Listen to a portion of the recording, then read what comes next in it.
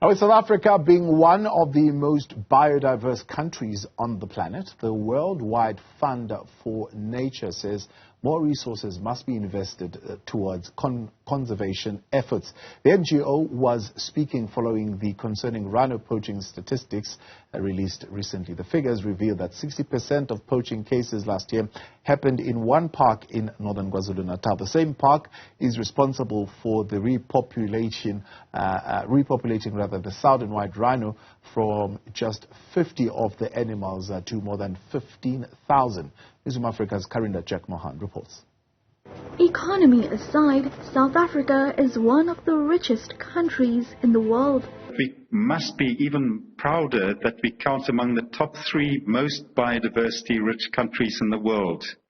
Rhinos are but one component which give us the top 3 position without us even having to qualify. We are that every single year as long as we protect our natural heritage. But the rhino, a prehistoric animal, is under threat, with most demands coming from Southeast Asia.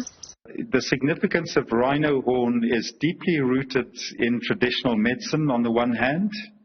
So these come out of traditional medical beliefs of thousands of years. And then in addition, there have been sort of recent marketing campaigns to assign a level of status to individuals who actually possess rhino horn.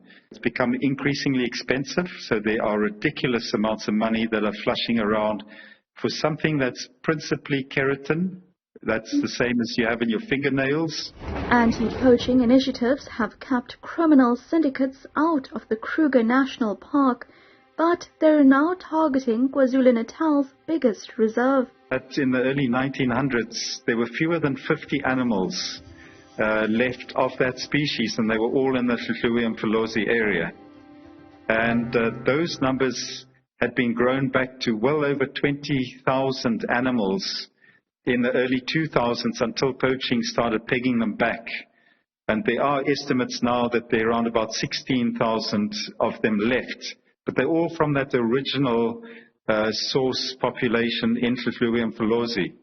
And for WWF, it has become absolutely paramount that we throw every resource possible and every effort possible at stemming the tide in the cradle of the white rhino. While conservation groups and the government have upskilled rangers and their assets, the recent statistics is also a reminder about South Africa's responsibility to shield this creature from extinction. The beauty of a free-living rhino, a black rhino or a white rhino, is absolutely incredible. It's a really exhilarating experience to be around these magnificent semi-prehistoric beasts. Just wonderful. We've got to hold what we've got. That's part of our World Cup of biodiversity. For Newzroom Afrika on Channel 405, I'm Karinda Jagmohan in Durban.